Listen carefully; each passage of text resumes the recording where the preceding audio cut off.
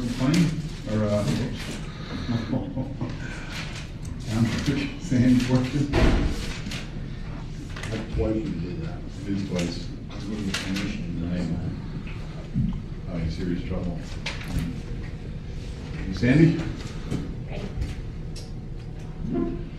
All right, I'm going to call to order the April 8th, 2014 Town Board meeting at 7:04. Please stand for pledge allegiance. Pledge allegiance to the flag of the United States of America and to the republic for which stands one nation, under God, indivisible, with liberty and justice for all.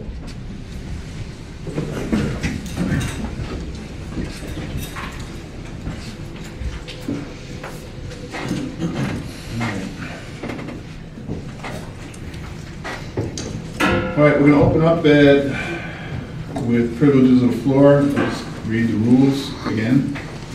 Privileges of the floor.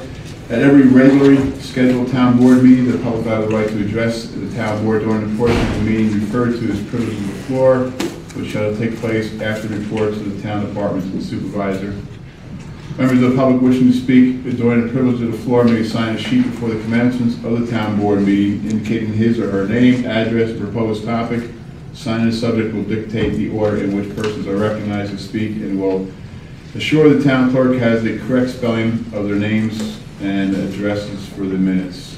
Members of the public are to restrict their comments to items of town business and are to observe proper decorum while addressing the town board.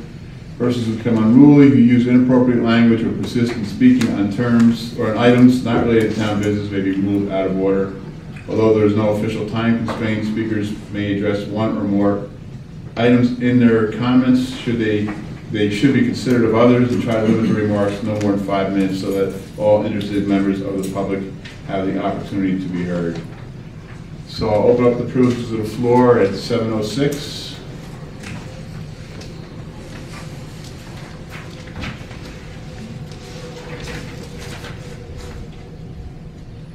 Any interested people?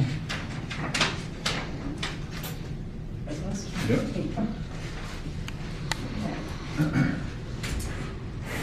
I'm Maggie Kirk Bradshaw. We're interested in opening up a small dirt bike school in the area. Just so you guys are from Ennis Road, or is it Rhinus Corners? Yeah. Kurt is certified as Motorcycle Safety Foundation Dirt Bike School coach, and I'm a Motorcycle Safety Foundation rider coach. I teach new street motorcyclists out of Hudson Valley. The dirt bike curriculum is something that's nationally recognized. It reinforces safety and consideration of the environment, including noise and staying on trails, and basically teaching new dirt bike riders how to be responsible citizens and riders. The curriculum is set up so that we need just a small piece of property, 150 by 200 feet, and nothing is built there. It's really just a front lawn. The riders learn how to brake, corner. They travel at no more than 5 miles an hour, and at the end of an afternoon of riding, we hope that they like it enough that they're encouraged to join in a club or some sort of activity, maybe in the neighborhood, or take up street riding or whatever. Again, the curriculum's open to 6-year-olds and up, so a lot of this is a family-oriented activity. We have moms and dads and kids, and gets them out and get some video games. I have a 22-year-old, so I appreciate the fact that the video games kind of keep them under arrest and going home, you know. So we're looking to start this up hopefully over the summer, and it's something that's portable. We can actually load up bikes and take it pretty much anywhere in the country, but we live right here. Kurt's been a resident his whole life, and I'm new to here. I'm from Albany County, so that's where we are. We're just starting out, and we're just looking to see what our capabilities are here for the school. At some point, we'd like to actually, somewhere in the Capital District, open an electric-only sort of park. Activities park for dirt bikes, kids, parents, where it's a closed trail, maintained trail environment Again, electric only, so there's no noise issues at all. And back on the school, what we're looking at too is promoting mostly electric.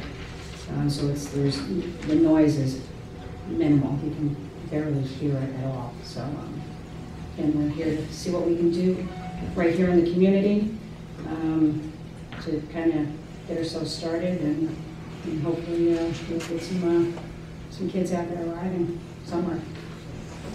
So just for, most of the board was aware, but just for the residents, so Kurt and Maggie came down to his Tuesday night, I think, to demonstrate. Again, they want to open up a motorcycle school in town. They're asking for the board's assistance.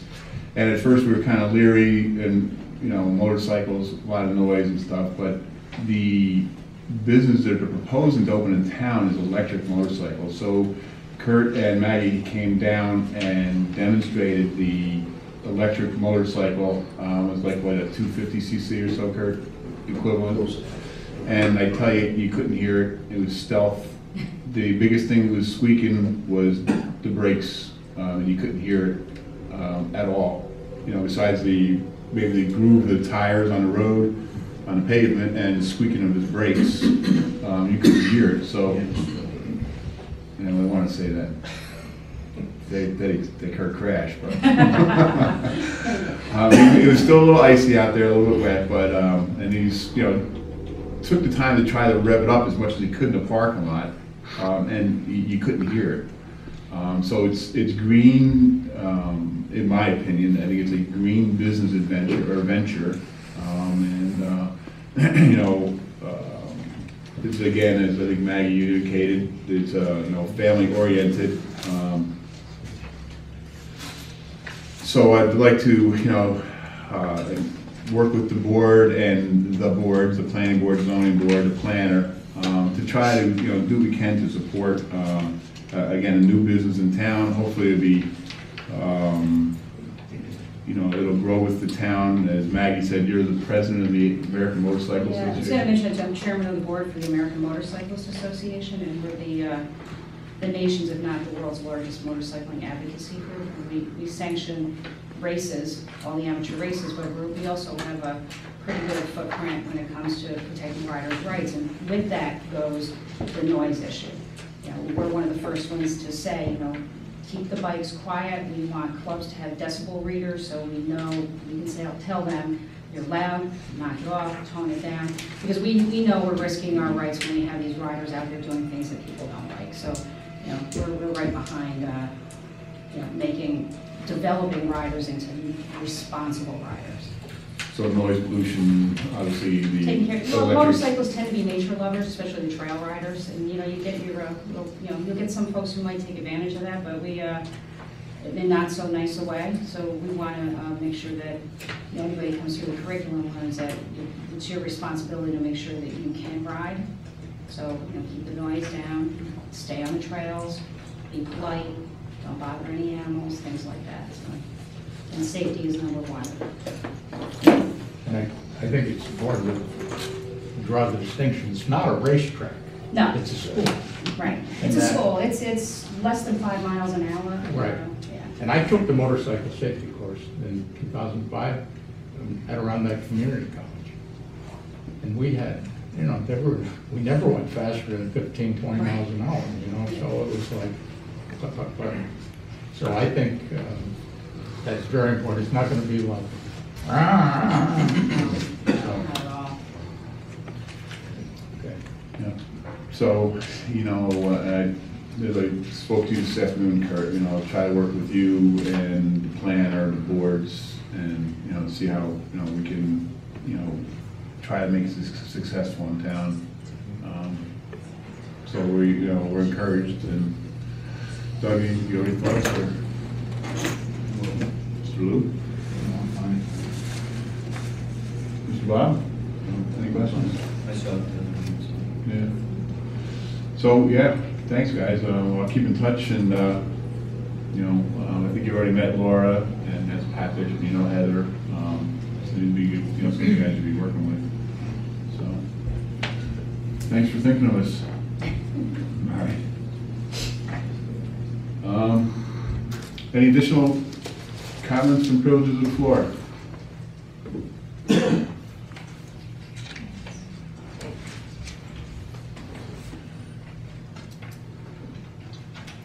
Okay, I will close privileges of the floor at 7:14.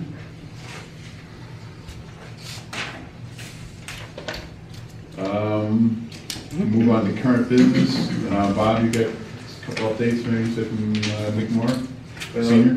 Yeah, he was just talking with me the other day. He wanted to just get an update from the board, what we were wanting to do as far as paving Flow Run and Plaza. I guess we had talked some about, you know, possibly taking a low-interest loan to get this done, and so he was just wanting to know where we were at on that, and, you know, what our feelings were and what we were going to do.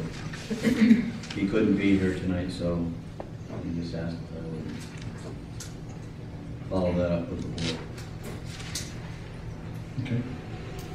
Any questions for Highway? Water Department. General need. Good quiet month so far. Just a couple of minor repairs. We say major telephone system went down up there. And found out that we needed 2 Verizon members. We had two lines coming into place, and they had to send 2 guys out because 1 guy cannot fix 2 lines. So it took 2 days to fix the lines coming into place. The bank stabilization up there, if you take a look or have seen some of the pictures that have been around, it's working really good. What they had designed and said how it should work, it's turning that stream and it's pushing it closer to the bank. You can see the channel start to work farther that way. I did see the pictures, they actually look pretty cool. And I had taken some too, and I know Will sent some out to Vandenberg there. Obviously, yes. At the end of the day, State Wet Aqua Store is going to be coming down. The 5-year inspection cycle on the tanks, they're going to bring down the sub and drop it in both the tanks. We had a lot of ice this year, so I want to make sure everything inside the tanks is good. And do the cathodic protection onto it. Since we're doing both of them at the same time, the same day, it's going to save me $1,000 for having them done. So we're around 3,400 instead of 4,500, 4,400.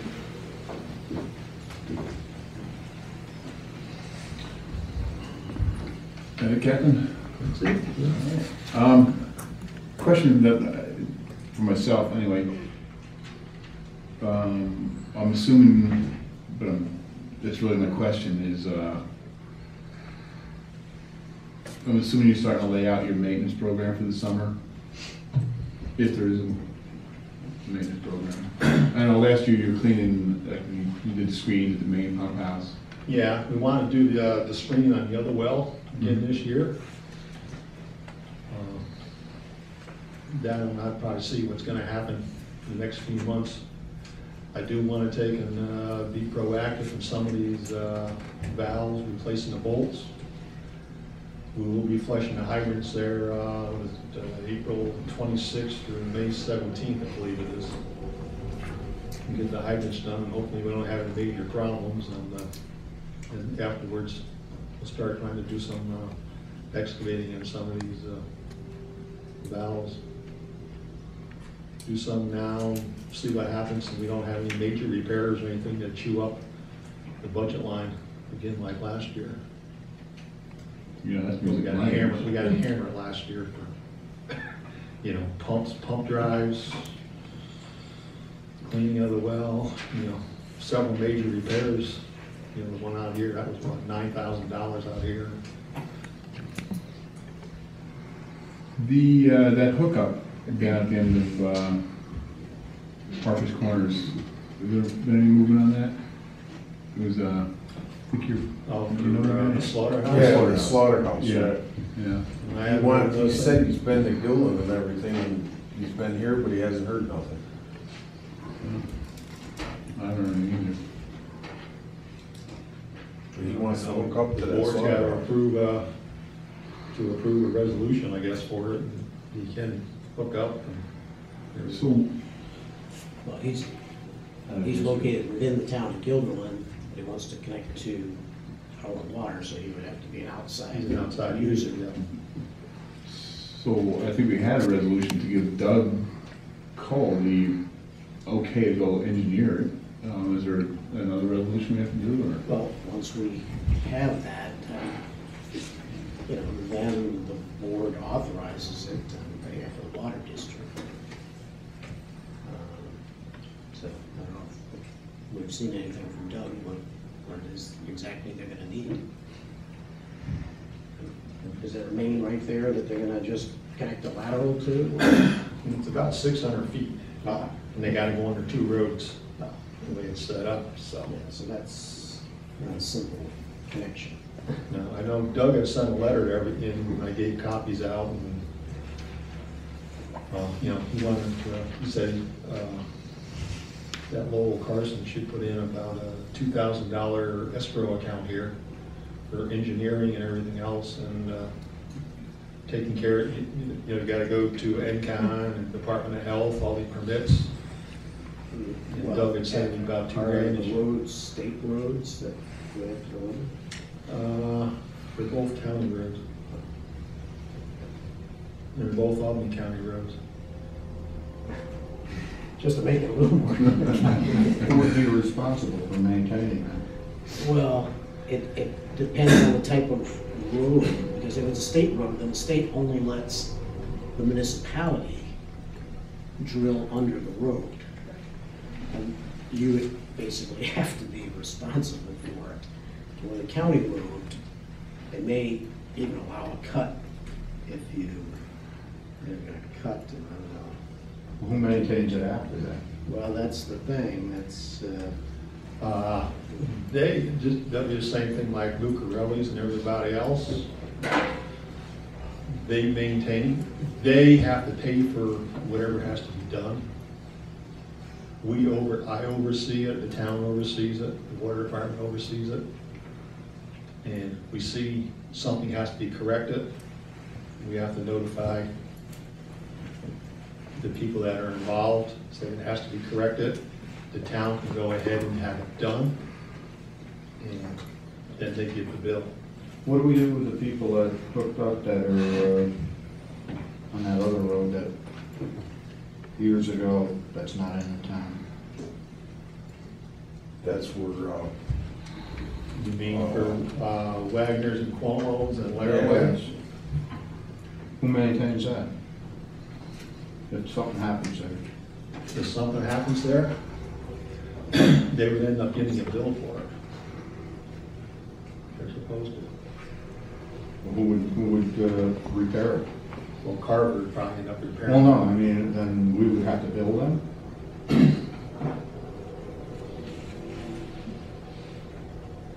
Yeah, Is there any agreement on this? it's all in the agreements that were signed at the time.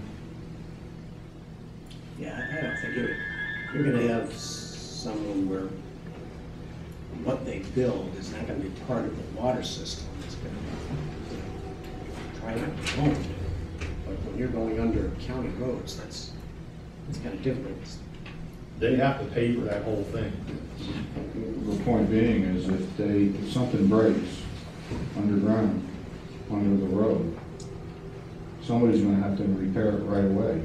Are we gonna be responsible for Probably are it? gonna put a shut off somewhere by their, some shut off valve. There's gonna be a valve before it goes under the road, when it leaves the main, Right.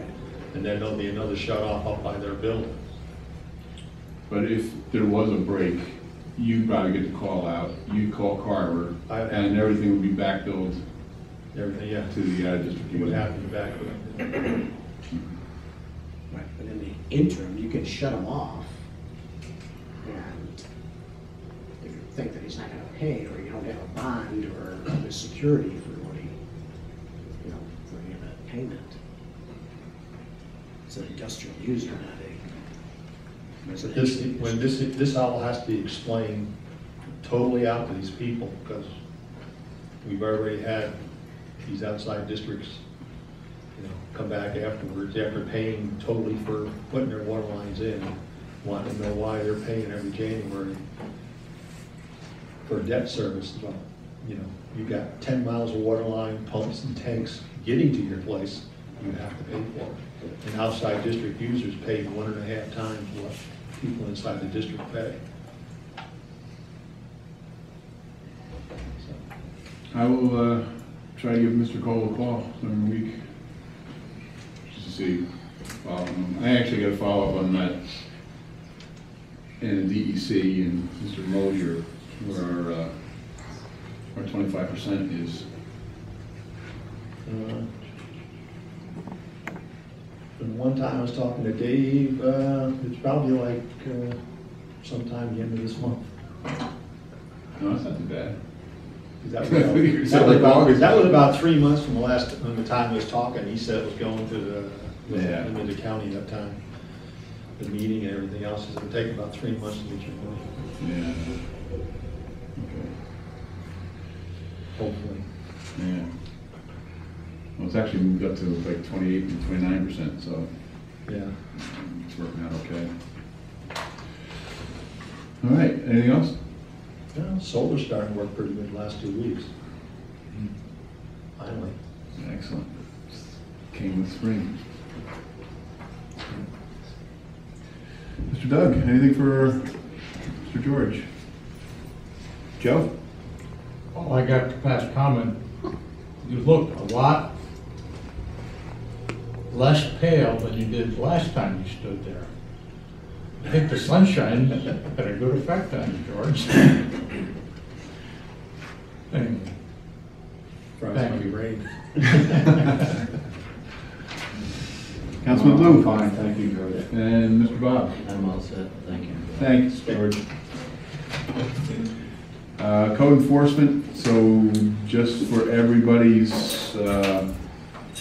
updating, we held some interviews Tuesday night, I guess a week ago.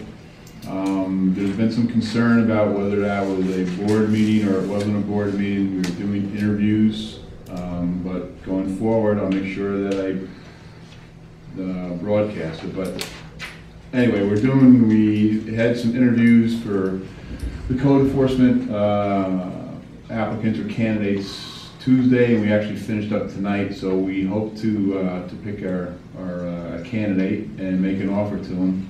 So we'll move forward with that. I know I've gotten some calls about from residents or that are looking for permits and some activities. So I think we're timing it just about perfect.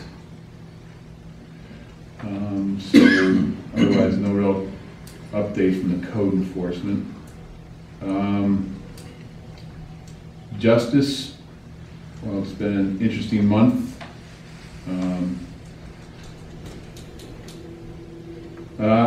Actually, I wasn't quite prepared to talk about it, but now since I did. The incident happened. There's no good way to deal with it. Unfortunately, it's a private incident, and but the former Justice Reynolds did resign. I want to highlight that the board was absolutely concerned. We talked amongst ourselves almost every day. Our primary concern, again, as it should be, was not necessarily with the former justice, but on the function and the business of the town. It was important, very important, that we kept the business of the town going. We kept the courts going. I am not as fluent as I'd like to be in the business of the courts, but there is a very, that's really complicated, but it's pretty intricate business that goes on between bail monies, fines, writing checks, writing this, filing the reports monthly with the Office of State Controllers, or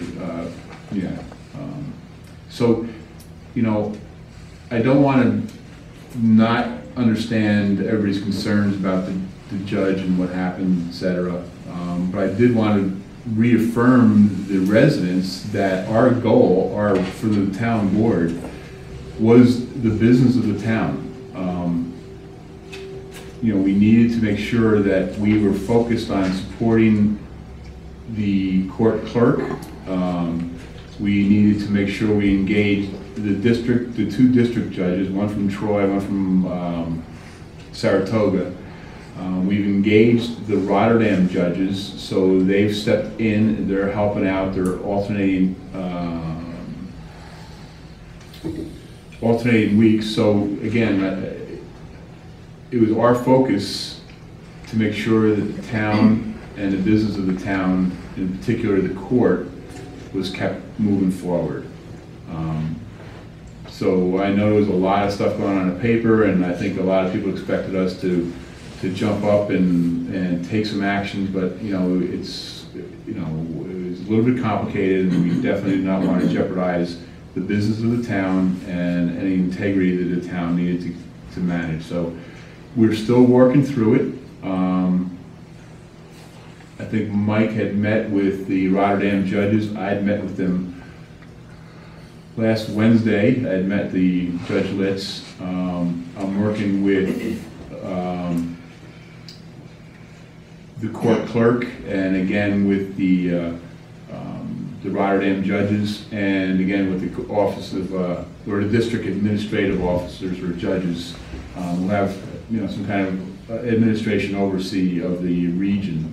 Again, we need to open up new bank accounts. We need to make sure deposits are correct, that everything's validated, everything matches up, the counting of the court. So, it's going good. We haven't missed a beat, and the town board is in the process of interviewing candidates. But I want to take a minute to assure the town that the court is in session, it's running, we're collecting our fines, we're collecting our revenues. The revenues are about equal to what we've experienced in the past, so we don't look like we've stumbled any. And I think that's about it for the court anyway. So again, we're not going to rush into the decisions. Again, the main focus is to make sure the court and the business of the town keeps going forward. Justice is an important piece of it, but from the board's perspective, from the revenues, the processes, the interaction with the Office of Court Administration and the districts in Rotterdam, that was where our focus had to be, and I think the board did a great job doing that. So I appreciate the board's support on all that. I don't know if the board had any questions for me, but I think you guys all know what's going on. So. Dog control officer. How are we doing? We are well, thank you. I had reported on it periodically. I know you wanted a more concise together report of the overall results of the 2013 dog enumeration. With the town clerk's help, a lot of help, because I don't have access to these numbers. I put a brief synopsis together, which I emailed you guys late this afternoon, and just standing here waiting to come up, I noticed there's one thing I'm probably going to want to revise, and it actually is much better in our favor. From July 1st through December 31st, we had an increase of 173 dogs. We had 555 to start, we had 728 at the end. 55 of those were brand new dogs. 118 of them were renewals. And I guess that extra letter just was very helpful and reminded them they needed to return that. And just as a side note, of all of those, the letters I mailed out were 775 of them. We had a 46% return rate of 360. So of that 360, we got back 48% of them licensed dogs. So, and I know you were interested in the expenses, which were about $950, and that includes postage, legal notice, and labor. And the projected revenue, which is going to be probably 50% more than what this projects to be, because the numbers are variable, but, and the $3,432 based on the information that I got late this afternoon, but that's only based on 400 some dogs, and it should be 728. I just don't know the breakdown between altered and unaltered, but I will get the revised data back to you guys. So we're looking probably at greater than $5,000 in revenue for dog control for this year. In addition to that, we've had a couple dogs running at large when I was on vacation and otherwise, which I think you know about. And the problem lies when these dogs are either running with a collar and no tags, or no collar at all. The dogs need to have ID. They get lost, they go running. Beagles always go running this time, any time of year. We did have one stray who was picked up in March. Turned out she was adopted through the APF 12 years ago because she had a microchip. Could not find the owner. She dropped off the map. She was a very sickly girl. And it's actually turned out quite nicely because one of the workers at the shelter decided to continue to foster her until, for the remainder of her days. And she was quite ill, required some serious work. But so that worked out very well. But sometimes I wonder if people don't take their dogs out for a ride in the country. I worked quite a bit on delinquent dogs, delinquent owners, not delinquent dogs. And I think we did pretty well last month. I'm not quite sure, I'm guessing. One last thing is the upcoming rabies clinic for Schenectady County will be held on June 14th at Central Park Pavilion. Cats and ferrets from 10 to 11, dogs from 11 to 12. Bring your current rabies certificate if you have one. The clinic is free to county residents, and they do accept donations if you're willing.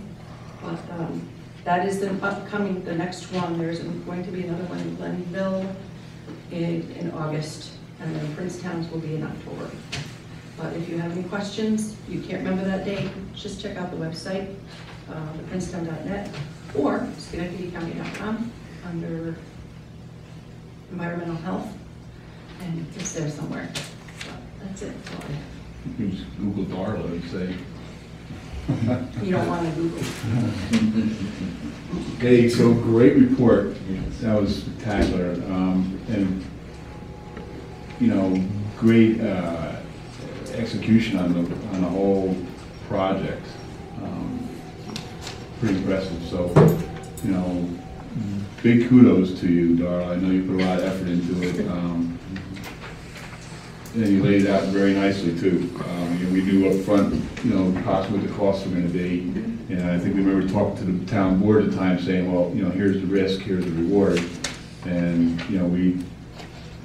we banked and bet on your plan. So spectacular, great stuff, man. And this was only the first half. We never did get to execute the house-to-house visits. So we still did 46%, without having to do that. Right. So, another year. Yeah, exactly. So spectacular. Great stuff. Okay. Anything else? Doug, anything for Darla? No. No? Mr. It's Joe? very good. No, thank you, Darla. Thank you. Bob? Thank you, Darla. Very You're the good. best.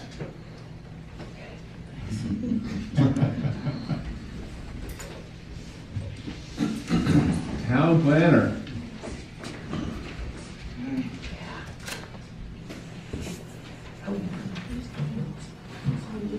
There's lots going on in the planning department. We've been busy.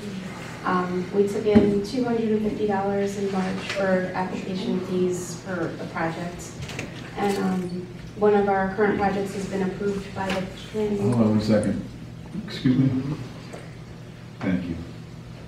One project has been approved by the planning board this month, and a few are still in the process of being reviewed, having public hearings, and decisions should be made soon. We continually answer questions from residents about their proposed projects and about other projects going on in town.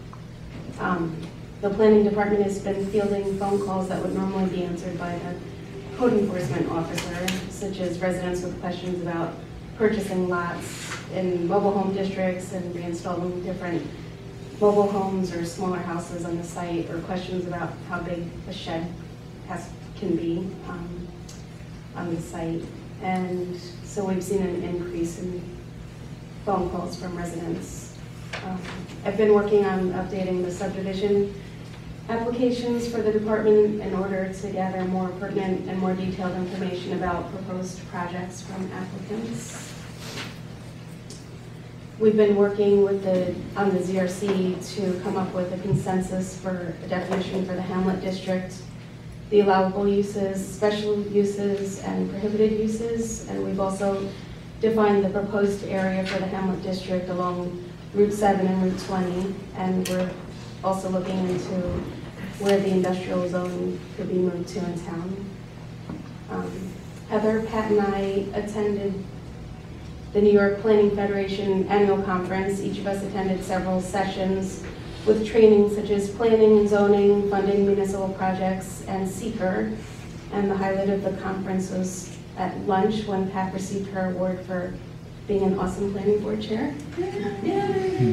And I've been working on acquiring the fees and schedules for other similar neighboring towns. And Heather continues to work on E-code, and she could elaborate about that, or you guys all know it.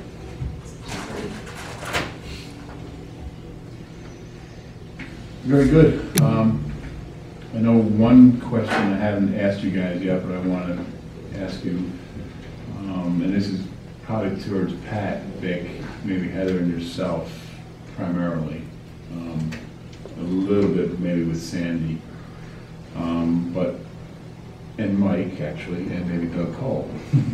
So we need to develop a process that we understand when applicant A comes in to you or appears before one of the boards, that we capture the costs that night. So, you know, I'm not the expert on what we're capturing yet.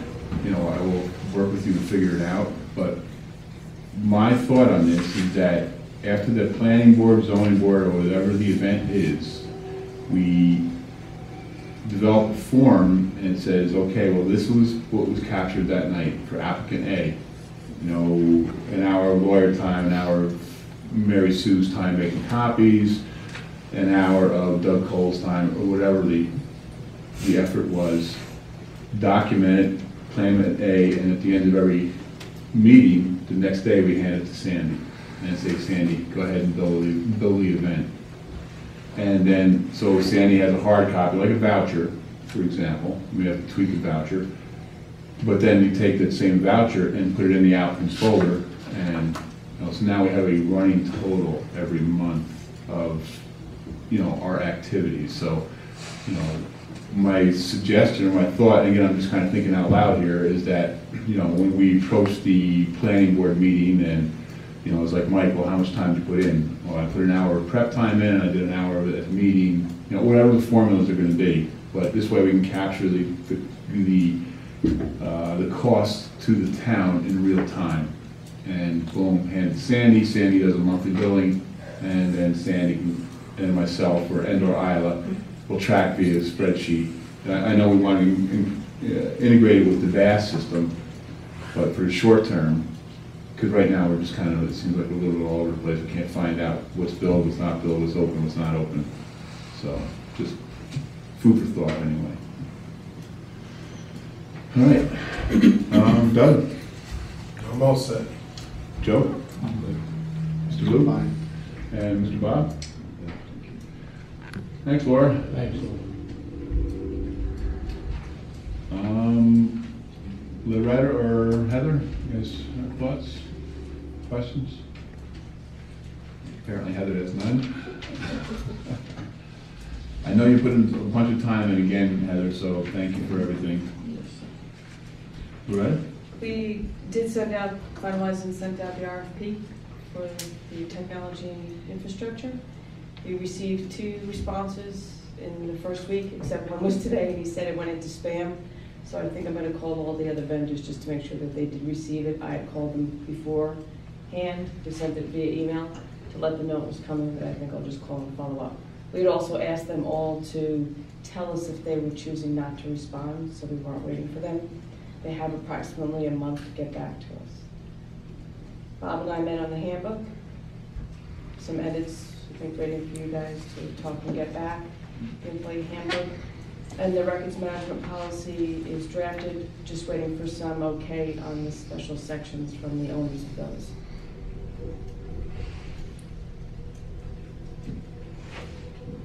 So,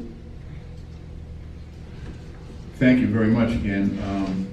And just to review for the board and the residents, Loretta put together this, it's an RFP, it's a request for proposal. So as you know, I think we've talked about it, that our computer's a little bit old, but we're also looking at internet use, our office phones, long distance charges, whether to invest in the server, whether to store documents and stuff on the cloud, security, a bunch of things. So Loretta put together this RFP, sent it out, and we're hoping we'll get some good feedback. On the side, even though I may have interrupted Loretta's process a little bit, I did meet with a telephone company, Cornerstone out of Troy, and just a real basic conversation, what can you do for us, what can you say for us? So, for example, our overall phone bills, now I didn't get really in touch with George with your 2 lines, your lines at the well house, but for the 4 or 5 lines we have in town, they're averaging $300 to $400 a month. Cornerstone came back and said they'll give us 5 lines for $165. So there's almost 50% savings, and that goes even working with Loretta. So we're hoping we put the due diligence in, and as a broad scope of looking at our technology needs in town. That includes broadband, the internet, the hardware in town, the Microsoft licenses, stored on the cloud, updating the processes. We're hoping that at the end of the year, once we incorporate all this, that will show significant month-over-month savings for the town. So again, just a brief conversation. We met Saturday with the Cornerstone guy, and just like, wow, almost 50% savings in just one meeting. So on one piece of the RFP. So kind of looking forward to seeing the full scope once we understand the rest of the business. So I also just want to clarify that the vendor list we got was from talking to other local towns on who they currently use, to make sure we find vendors who understand town government. It's a unique type of industry to be providing these services for. There's other regulations attached to it than a regular business. Yeah, exactly. So that's good. Yep. And when talking to the town clerks and the folks I was talking to about the services, to ensure that they were good, trustworthy, cost-effective, that kind of thing.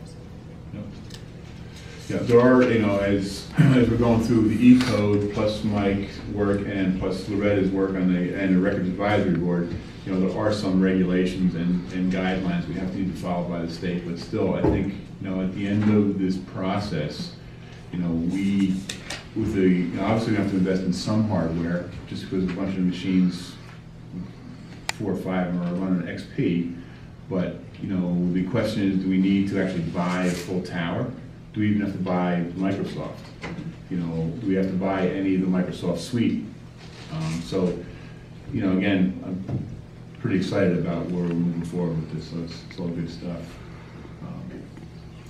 Doug, any questions for Loretta? No. Mr. Joe? Thank you, Loretta. Lou? And Mr. Bob? Sure, thank you. All right, thanks, Loretta. Town Clerk Sandy. doing a great job. I know you got everything in ship shape.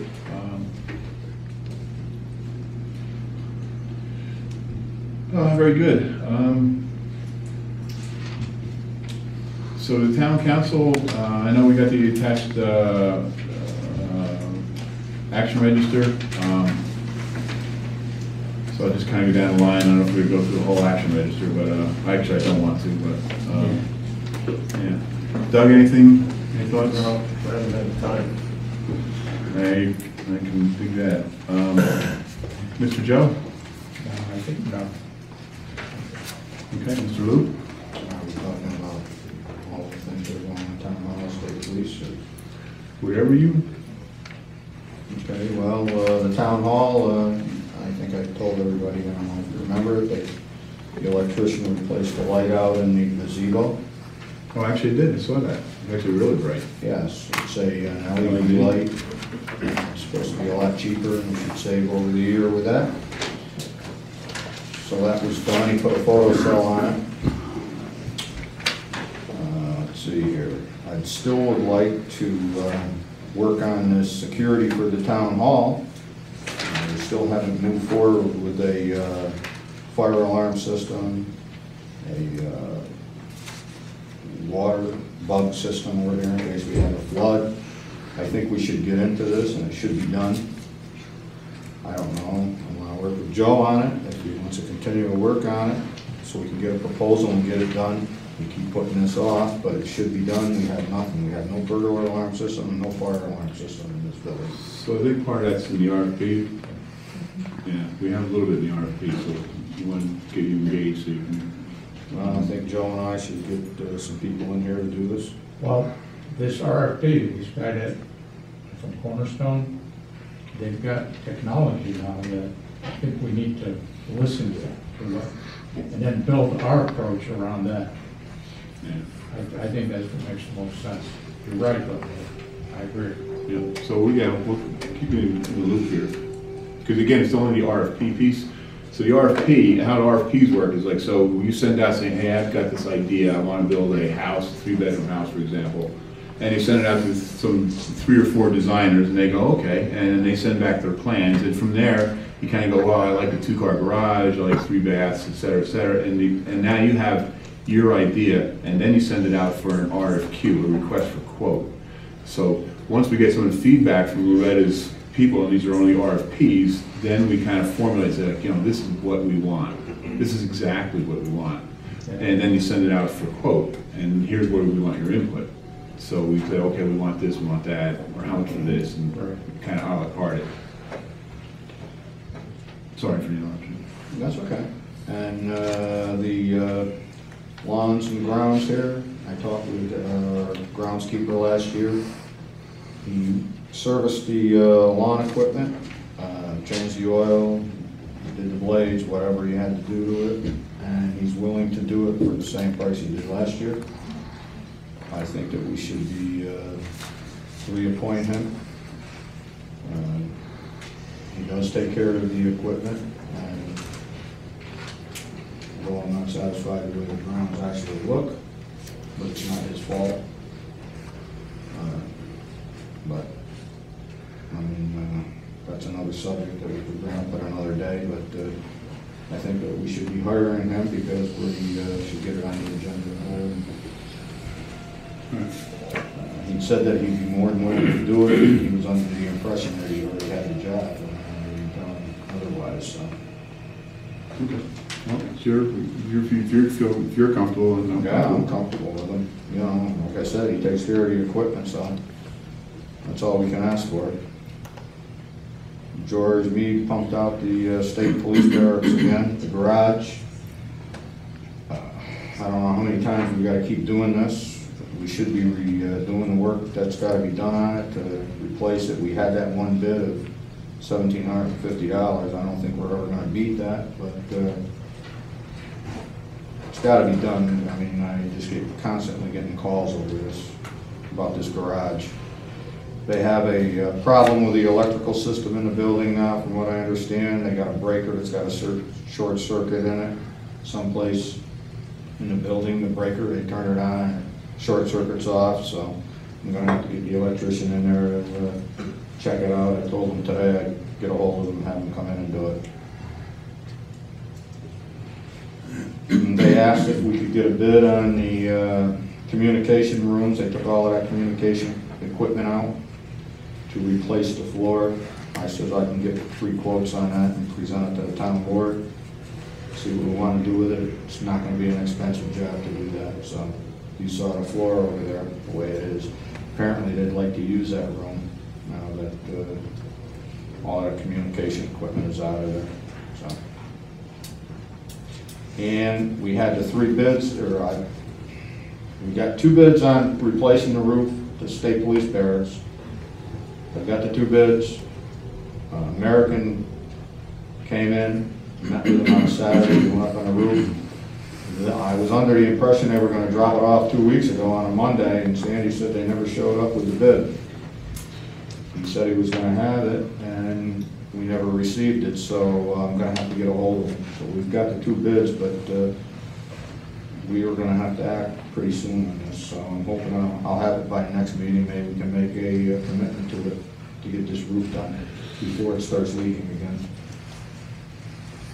I agree.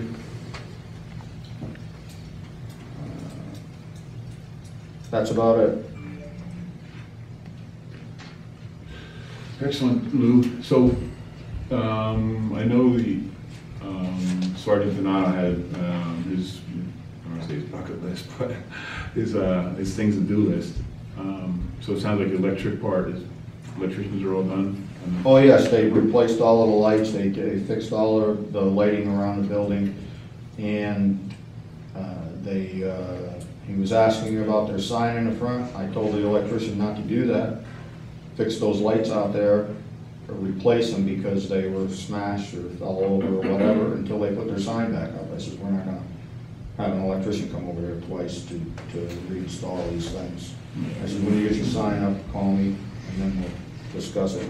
But they did replace all of the lights around the building and ballasts or whatever had to be done. We went over and that electrician is pretty good, so he's right on the ball with this. So we can scratch that off the things to do list? Yes.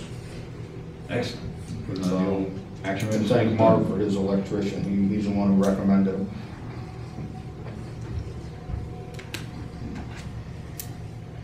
Good deal.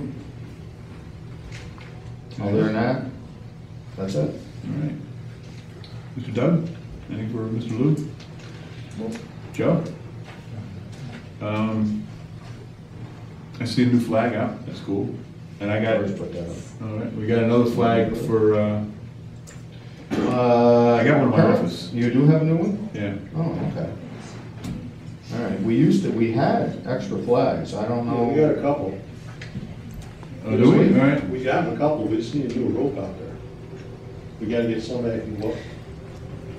Well, I'm gonna have, when that electrician comes over, he's gonna have that boom to get up there to fix that one light that's got the ballast that's bad on it. And he was going to, I thought we would have him do that.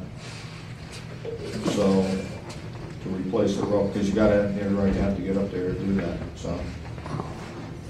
I will get a hold of him and see when he was gonna do that, but he was gonna not charge us to bring over this lift, because he was gonna rent it for another job. So, You know how we like free. yes. All right, thanks, Lou. Bob, anything for Lou? Good job. All right, and Bob?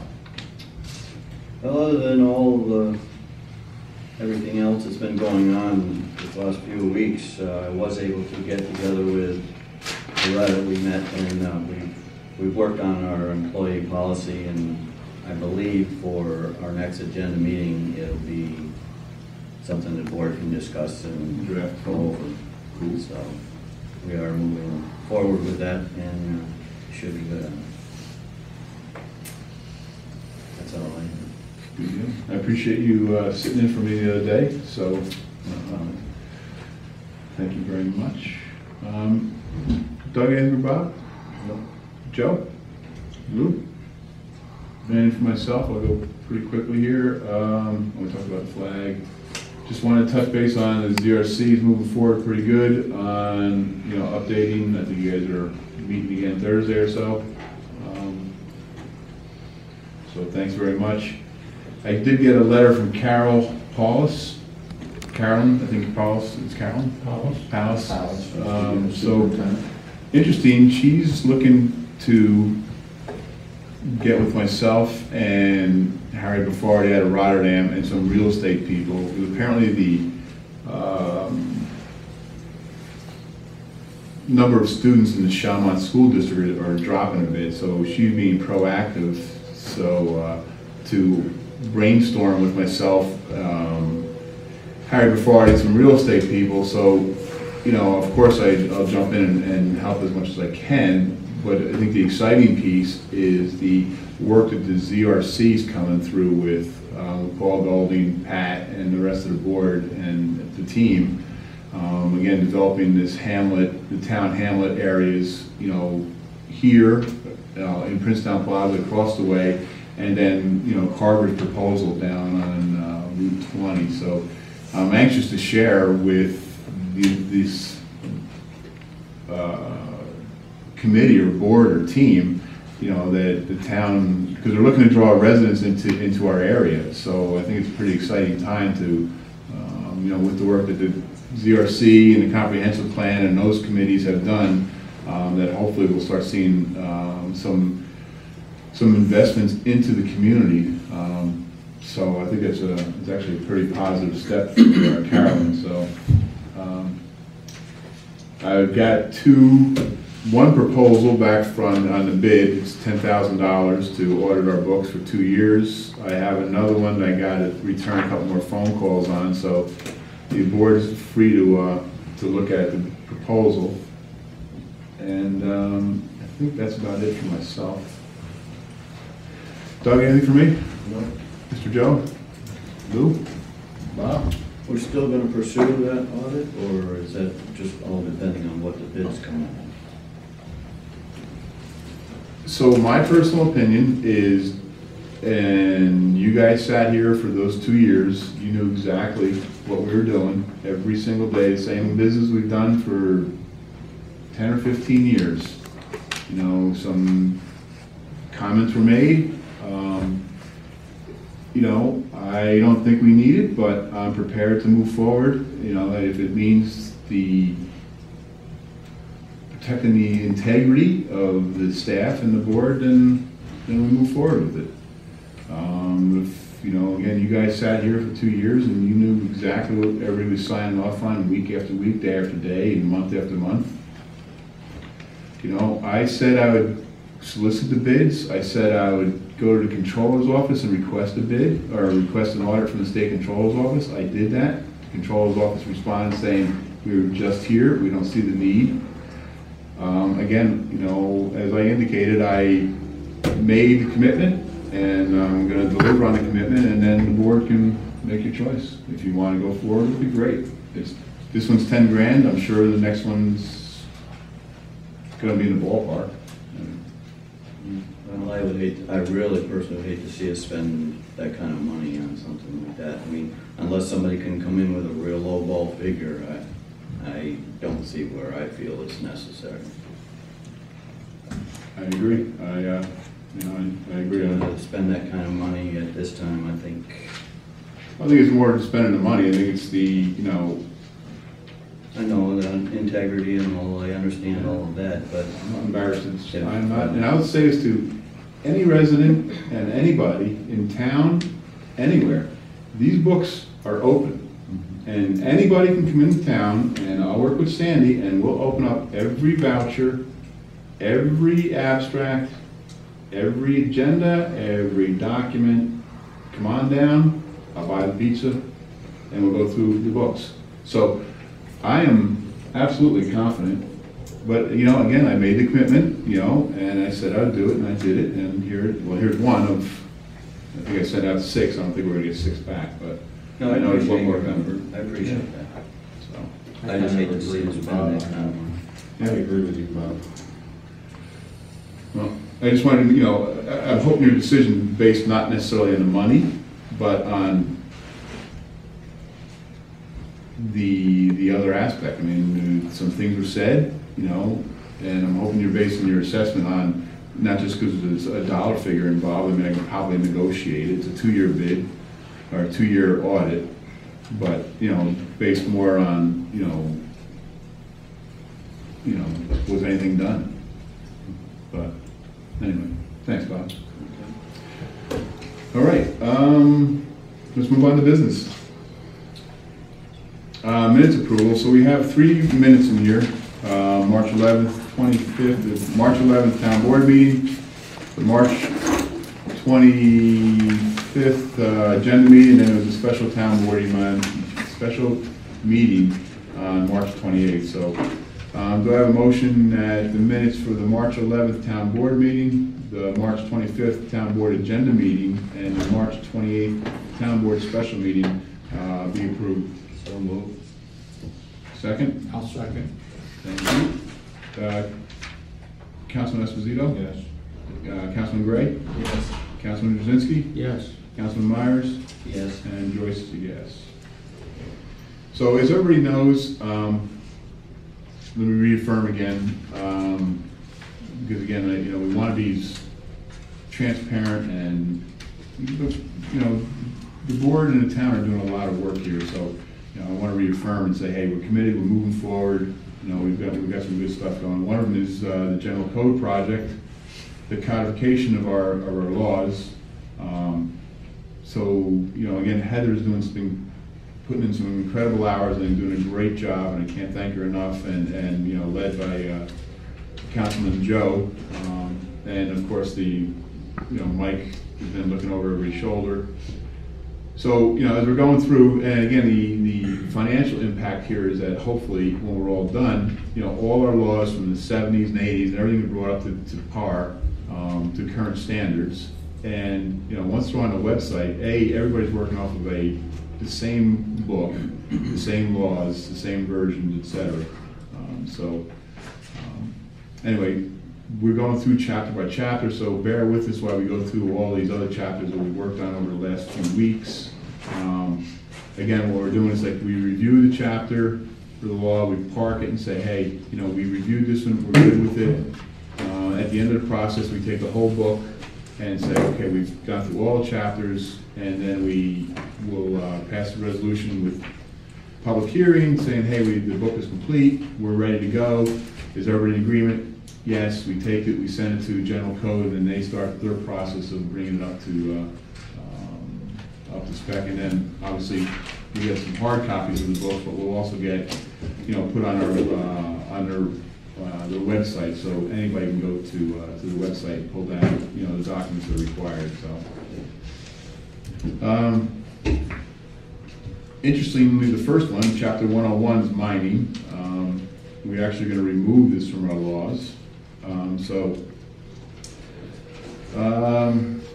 Do I have a motion that is hereby resolved, the town board of the town of Princetown hereby directs General Code Publishing to remove the mining chapter as redundant to state law, not required, is reviewed and approved on March 11th, 2014, and to prepare the necessary text for local law for adoption of the new town code.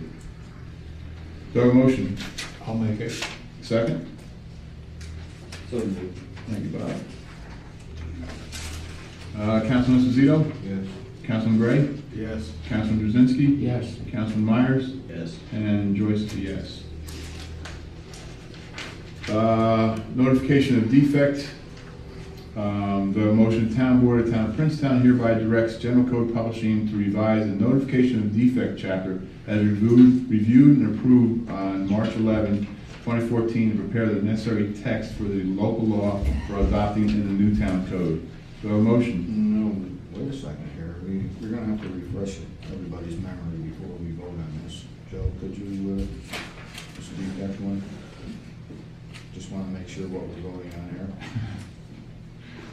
I forgot my book. Isn't that where if there was a defect in a road or a sidewalk, Is that what that one's about? notification, right? Okay, I'm good with that. Yes. Do I have a motion? I'll make it. Second? Second. Thanks, Bob. Councilman Esposito? Yes. Councilman Gray? Yes. Councilman Drzezinski? Yes. Councilman Myers? Yes. Joyce is a yes. Chapter 122, peddling and soliciting. Do you have a motion that the town board of the town of Princetown hereby directs the general code publisher to revise the peddling and soliciting chapter as reviewed and approved on March 11th, 2014, to prepare the necessary text for the local law for adopting of or in the new town code? Do I have a motion? I'll make it. Second? Second. You, Bob? Councilman Esposito? Yes. Councilman Gray? Yes. Councilman Drzinski? Yes. Councilman Myers? Yes. And Joyce is a yes. Chapter 45, dogs. The motion is hereby resolved, the town board of the town of Princetown hereby directs general code publishing to revise the dogs chapter as reviewed and approved on March 18th, 2014, and prepare the necessary text for local law for adopting in the new town code. Do I have a motion? I'll make it. Second? One second. Thank you, Lee. Councilman Esposito? Yeah, thank you. Councilman Gray? Yes. Councilman Drzinski? Yes. Councilman Myers? Yes. And Joyce is a yes. Chapter 70, flood damage prevention. Do I have a motion? It's hereby resolved that the town board of the town of Princetown hereby directs general code publishing to revise the flood damage prevention chapter as reviewed and approved on March 18th, 2014, and to prepare the necessary text for the local law for adopting in the new town code. Do I have a motion? So moved. Thank you, Bob. Second? I'll second. Thank you, Joe. Councilman Esposito. Councilman Gray. Yes. Councilman Drzinski. Yes. Councilman Myers. Yes. Joyce, yes. Chapter 24, building code and administration enforcement. Do we have a motion that is hereby resolved that the town board of the town of Princetown hereby directs general code publishing to revise the building code administration and enforcement chapter as reviewed and approved on March 18th, 2014, and to prepare the necessary text for the local law for adopting in the new town code. Do I have a motion? I'll make it. Second? This had just to do with the building inspector, right? Yes. I'll second Thank you, Lou. Councilman Esposito? it. Yes. Councilman Gray? Yes. Councilman Drzinski? Yes. Councilman Myers? Yes. And Joyce, yes. Chapter 43, solid waste. Do I have a motion that is hereby resolved that the town board of the town of Princetown hereby directs general code publishing to revise the solid waste chapter as reviewed and approved on March 18th, 2014, and to prepare the necessary text for the local law for adopting in the new town code. Do I have a motion? So moved. Thank you, Bob. Second? I'll second. Thank you, Joe. Councilman Esposito. Yes. Councilman Gray. Yes. Councilman Drzinski. Yes. Councilman Myers. Yes. And Joyce is a yes. Stormwater management. Do I have a motion that the town board of the town of Princetown hereby directs general code publishing to revise the stormwater management chapter as reviewed and approved on March 18th, 2014, and to prepare the necessary text for the local law for adopting in the new town code. Do I have a motion? So moved. Thank you, Bob. Second? I'll second. Thank you, Joe. Councilman Esposito? Yes. Councilman Gray? Yes. Councilman Drzinski? Yes. Councilman Myers? Yes. And Joyce is a yes. Chapter 155, street and drainage standards. Do I have a motion is hereby resolved that the town board of the town of Princetown hereby directs general code publishing to revise the street and drainage standards chapter as reviewed and approved on March 11th, 2014, and to prepare the necessary text with the local law for adopting in the new town code. Do I have a motion? I'll make it. Second. Thank you, Joe. Thank you, Bob. Councilman Esposito? Yes. Councilman Gray? Yes. Councilman Drzinski? Yes. Councilman Myers? Yes. And Joyce is yes. I put this one in here because I don't remember if you guys talked about it on the 25th or not. I know it was tabled. I don't know if we had any definite questions or we still want to table it, but I couldn't remember, so I put it in. We didn't discuss that. I Okay, don't remember. all right. So, We did both, they held it, they were gonna go through it again. okay, so it's still tabled then? Okay. Sorry about that, I wasn't quite sure. Chapter 170, telecommunications facilities. Do I have a motion that is hereby resolved, the town board of the town of Princetown hereby directs General Code Publishing to revise the telecommunications facility chapter as reviewed and approved on March 18th, 2014, and prepare the necessary text for local law for adopting in the new town code. Do I have a motion? I'll make it. Second? Thank you, Luke. Councilman Esposito? Yes. Councilman Gray? Yes. Councilman Drzinski? Yes. Councilman Myers? Yes. And Joyce, yes. Wind energy, chapter 186. Do I have a motion is hereby resolved that the town board of the town of Princetown hereby directs General Code Publishing to revise the wind energy chapter as reviewed and approved on March 18th, 2014, and to prepare the necessary text for the local law for adopting in the new town code. Do I have a motion? So moved. Thank you, Bob. Second? I'll second. Thank you, Joe. Councilman Esposito? Councilman Gray? Yes. Councilman Drzinski? Yes. Councilman Myers? Yes. And Joyce is a yes. Records management, chapter 129. Do I have a motion is hereby resolved that the town board of the town of Princetown hereby directs General Code Publishing to revise the records management chapter as reviewed and approved on March 25th, 2014, and prepare the necessary text for the local law for adopting in the new town code. Do I have a motion? I'll make it. Thank you, Joe. Second? Second. Thank you, Bob. Councilman Esposito? Yes. Councilman Gray? Yes. Councilman Drzinski? Yes. Councilman Myers? Yes. And Joyce is a yes. Chapter 165, taxation. Is hereby resolved, do I have a motion that is hereby resolved, the town board of the town of Princetown hereby directs General Code Publishing to revise the taxation chapter as reviewed and approved on March 25th, 2014, and prepare the necessary text for local law adopting in the new town code, excuse me. Do I have a motion? Did we discuss that one, Doc? Yeah. We did. Remember we went through how the assessor was. Assessor. was Oh, yeah, applied. okay, all right, yeah. So Bob was first. Do I have a second? I'll second. Thank you, Joe. Councilman Esposito? Yes. Councilman Gray? Yes. Councilman Drzinski? Yes. Councilman Myers? Yes. And Joyce is a yes. Water, chapter 180.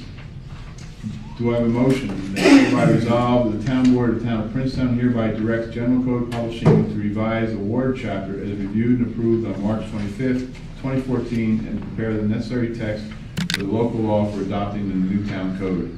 So moved. Thank you, Bob. Second? I'll second. Thank you, Joe. Councilman Esposito? Yes. Councilman Gray? Yes. Councilman Drzinski? Yes. Councilman Myers? Yes. And Joyce is a yes. All right, thanks, gentlemen. Thanks, Heather.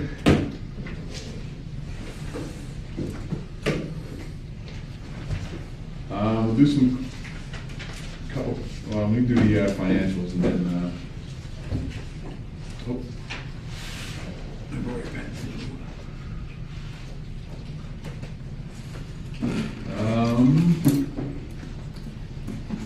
I'm gonna resign too. So general fund claims 2014 abstract number 4. We did. Do I have a motion that is hereby resolved the town board approves claims 81 through 107 in the amount of $12,424.72. So moved. Thanks, Bob. Second? I'll second. Thank you, Joe. Councilman Esposito? Yes. Councilman Gray? Yes. Councilman Drzinski? Yes. Councilman Myers? Yes. And Joyce, yes.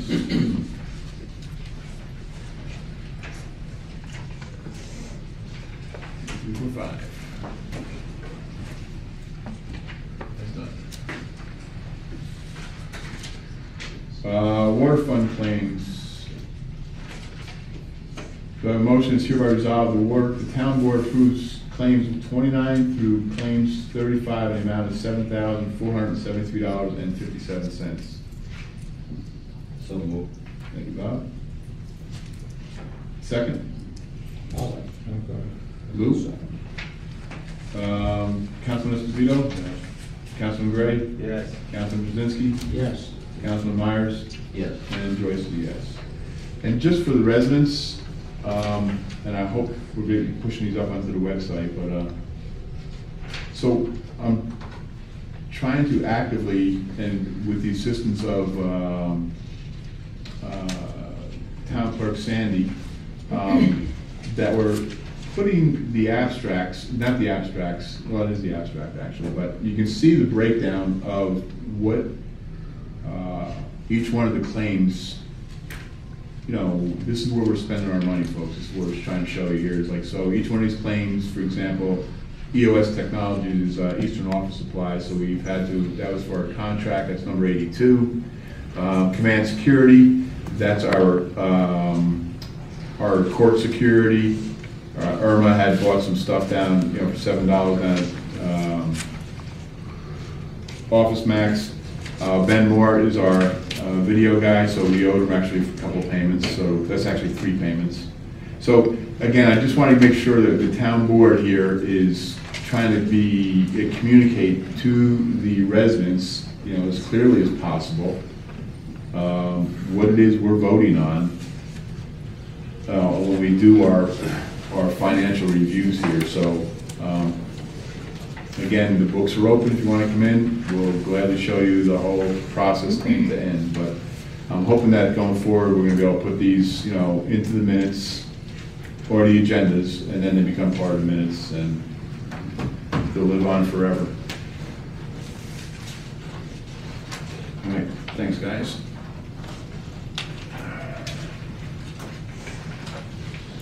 Thanks, sir.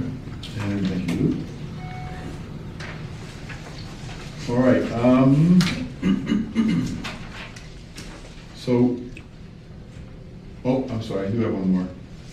It's cleverly hidden here. We do have to do a couple transfers. So it's actually a general fund transfers 2014. Sandy? Yeah, a little typo there.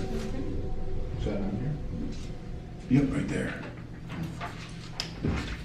It's on page 8, folks, at the top. So once in a while, again, per controller's office, we need to keep our books, I don't want to say balanced, obviously, that's the way to say it, but in the positive, I guess. So sometimes we need to draw monies out of some accounts and transfer into other accounts. Again, the ultimate goal is to always come underneath what we've appropriated for the year. So, but sometimes we do need to move money out of like the contingency fund. So do I have a motion that the town board approves the following transfers for an amount of $382 from the bookkeeper's professional service line of $13,401 to the supply line in $13,404. So basically that's in the supervisor's line, which is 4 or 5 lines inside it. And the reason for it is the stipend is to pay the consultants. Again, you know, Loretta and Heather have put a ton of hours into this effort.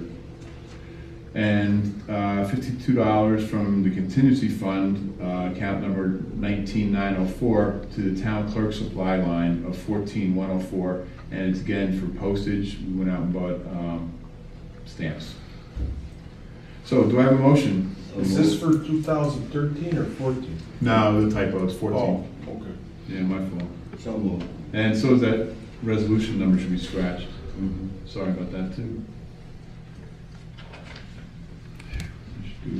Okay, thank you, Bob. Do I have a second? I'll second. Thank you, Joe. Councilman Esposito? Yes. Councilman Gray? Yes. Councilman Brzezinski? Yes. Councilman Myers? Yes. And Joyce. The next piece is on the moratorium.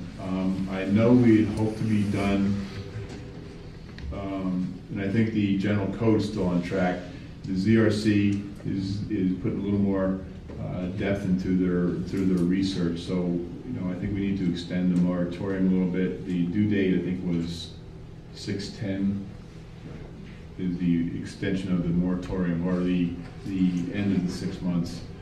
So considering we need to public hearing it and then pass the law, you know, we really need to start now. So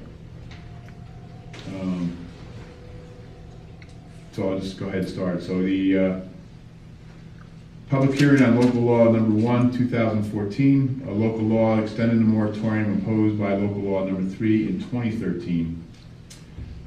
Whereas a local law to adopt a moratorium for an additional period of 6 months from the effective date of this local law, during which no application for building permits, special use permits, site plan approval, or subdivision approval shall be accepted or considered for projects in the C1, C2, or I zoning districts that require special permits under sections 6.5b, 6.5d, and 6.5f of the Princetown zoning law, and during which the review of any pending application for the foregoing shall be suspended for the duration of the moratorium, being proposed as local law number 1-2014, entitled Extension of Temporary Moratorium on Permits for Projects in C1, C2, and I zone districts requiring special permits.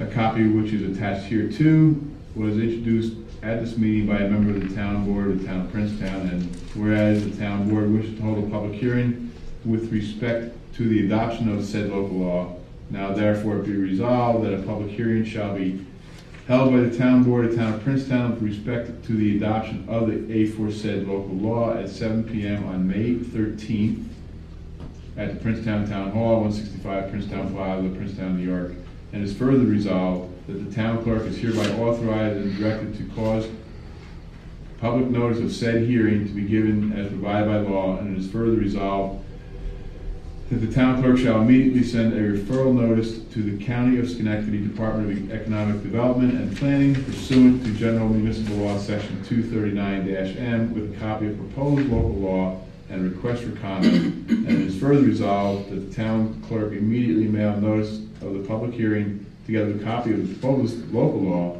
to the town clerks of the towns of Gilliland, Waynesburg, and Rotterdam. And it is further resolved that the town clerk, on behalf of the town board, shall refer this matter by transmitting a copy of this resolution along with a copy of the proposed local law to the town board, to the town of Princetown Planning Board for review, recommendation, and report. All right. Do I have a motion? So moved. Thank you, Bob. Do I have a second? I'll second. Thank you, Lou. Councilman Esposito. Yes. Councilman Gray. Yes. Councilman Brzezinski. Yes. Councilman Myers. Yes. And Joyce is a yes. All right. Action register for review.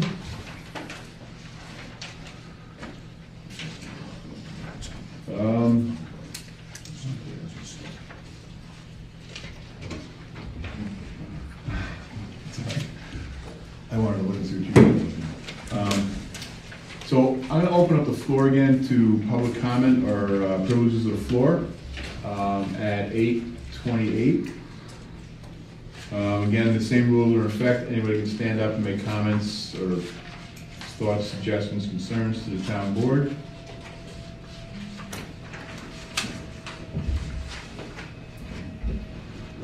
Bishop, 18 Road Drive. I just have one question about, in the abstract, number 102, the New York State Unemployment Insurance for $3,045. Could you explain what that is?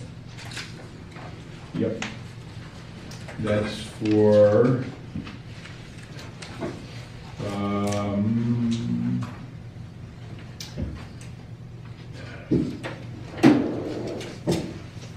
former employees from last year who filed for unemployment insurance. I thought our employees were appointed and were not, and had fixed terms, so wouldn't be eligible for unemployment. So we are challenging the rulings of the Department of Labor. We are in agreement with your assessment. That's our feeling, is that you know, this was a known, and I imagine Mike can expand on it a little more than I can, but we are challenging the rulings again. And before I turn this over to Mike for a quick comment, the challenge to a local government is not like a business, where a business buys into an insurance, you know, so they're protected by unemployment insurance. So as a government, this comes out of our pocket. There's no insurance. This was unappropriated, so we didn't plan on it because obviously the thought is, you know, you can't collect unemployment if it's a year-to-year appointment.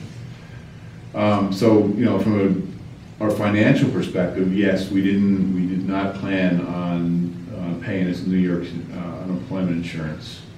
So again, we're challenging it, but I guess I'll turn it to Mike just for clarification on that.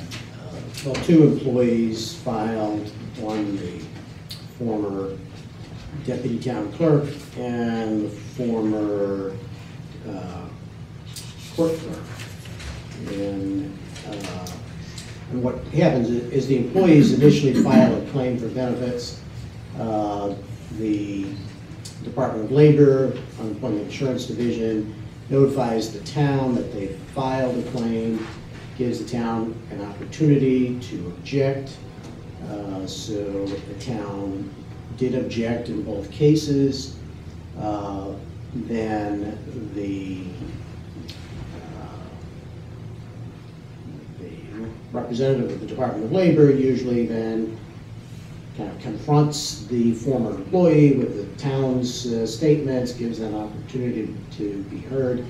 This went back and forth quite a bit in the case of the former court clerk, because we had several objections as to why benefits were not appropriate. And we received an initial determination that only addressed one of our objections. But in doing that, they determined that the employee should be entitled to benefits. In that case, then our next step was to request a hearing before an administrative law judge. We've made that request, and the hearing has not yet been scheduled, but that's pending. Actually, that. Okay. Sorry. Sorry for the late notice. Oops. In the case of the other employee, I don't think we've received even the initial determination yet, although we filed the objection and then they have to make their determination. But while this is pending, they can still receive benefits, and the town gets billed monthly for those benefits. So that if the decision is overturned by an administrative law judge, there would be a recoverable overpayment to the employee. And the problem with a recoverable overpayment is that you only recover that amount when the employee later is entitled to unemployment benefits, and it comes out of benefits that they would otherwise be entitled to. So it's... What does that mean? So they would have to file again sometime down the road, and then they would... Yeah, somebody could have future qualifying employment and then get unemployed, or wind up unemployed again. And so that there could be a situation where they would be otherwise eligible to receive benefits, and the recoverable overpayment would be basically coming out of that. So that if the town wins this case, we don't get the money back? Is that what you're saying? Probably not immediately. Jeez. I just find that ridiculous. The town's paying all this money and we may not ever get it back. Right. Now, hopefully, if there's a hearing and they, rule in your favor, then, the benefits cease. So they have ongoing expense, and sometime in the future, if we have to see recovery. So how much does this 3,000 cover right now? Several months or? April 8th, Huh? it's April 8th. So, 3 months. For 3 months. Yeah, it could be big if it extends all the way to the end of the year. It could be huge.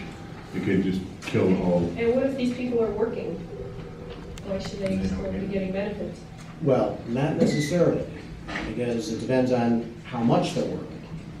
So, in the case of one of the former employees, that one of the objections is that employee is self-employed, has her own business. So normally, the way they do it is if you do any work for any employer on a given day, then that day reduces your benefit. So if your benefit, and they basically work on a 4-day week rather than a 5-day week for their calculation purposes. If your benefit was $160 a week and you worked 1 day in the week, it's going to be reduced by $40 and you get $120. And if you work 2 days, you'd get only a partial benefit of $80. So if you're just working part-time, but if you work full-time and you're working more than 4 days a week, you get no benefits. Okay.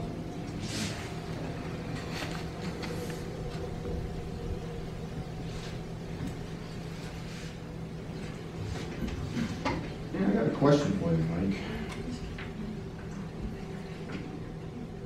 If it's an appointed position by an elected representative, and then now you have a new elected representative, why would the first one be entitled to unemployment? Because it's up to the new position to appoint a deputy. Like if it was changed at the end of the year in a general election, they wouldn't be entitled to it. There's two basic unemployment theories why someone in that situation would not qualify for benefits. One is that when you accept employment knowing that it has a fixed term and that it's not going to be ongoing employment, so you're accepting a 6-month term of office, that effectively it's a voluntary quit. Because you have already agreed in advance that your job is going to end in 6 months. But there's another part of the unemployment law that deals with people that are in an advisory or confidential position to an elected person or a policymaker.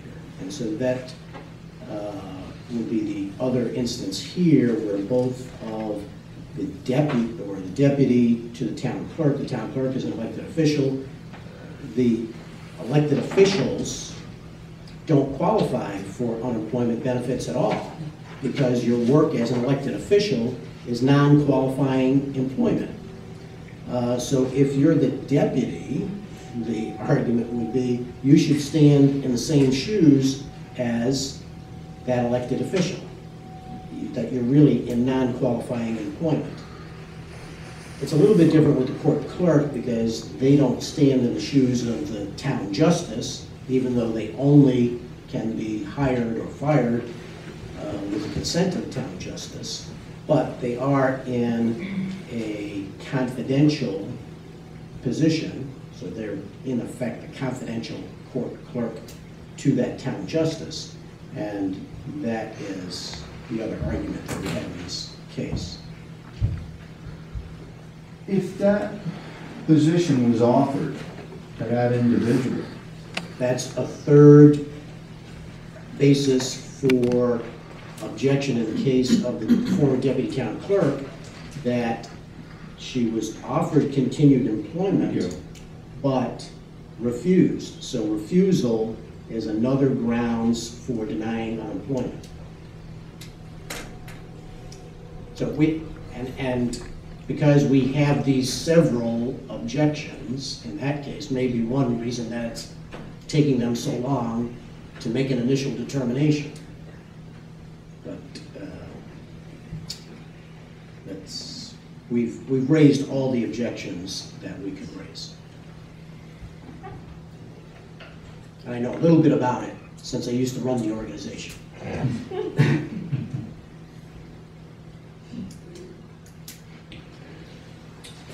So, yeah, we're pursuing it, and there's also the additional sex discrimination charge too that has been filed, so it's endless. All right, we're still on open. One other question, Mike, before we go on. Since we reduced the budget for that office to, and I don't remember the figure, Mike, now we're paying more than what the actual budget was, what we appropriated for? Well, the benefit is not based on any future, salary. Well, that's what I'm saying. The benefit's based on past earnings within the several calendar quarters for that particular employee. We budgeted $1,000 for arbitrary figures, $1,000 for this coming year. Right, but if So now we're going to be paying more than $1,000 in unemployment insurance for somebody? Potentially, yes. If that employee made $8,000 last year, that's going to be their base for unemployment purposes for defining the amount of their benefit.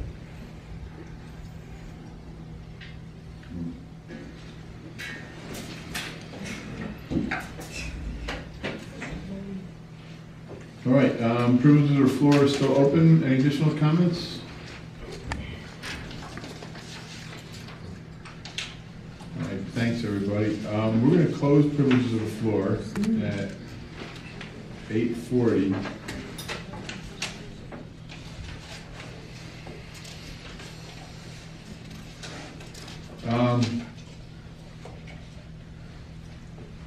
So for the rest of the audience, so the town board is going to have to go into executive session. We got some, I'll read the resolution in 1 second. We need to go into executive session to discuss some issues. And then once we come out, we're pretty much going to adjourn. So I'll read the resolution here in 1 second. But I don't want to tie up his time, so, essentially, this meeting is really coming to an end for the public. You can free to stick around. We'll be out hopefully fairly soon, but let me read the motion. So do I have a motion to move into executive session? Did the town board move into executive session to review and discuss the medical, financial, credit, and/or unemployment histories of a particular candidate for the appointment to the position of town justice and of particular candidates for the appointment to the position of code enforcement officer? Do I have a motion? Second? Councilman Esposito? Yes. Councilman Gray? Yes. Councilman Brzezinski? Yes. Myers? Councilman Myers, sorry. And Joyce, yes. So I want to take a quick 2-second break?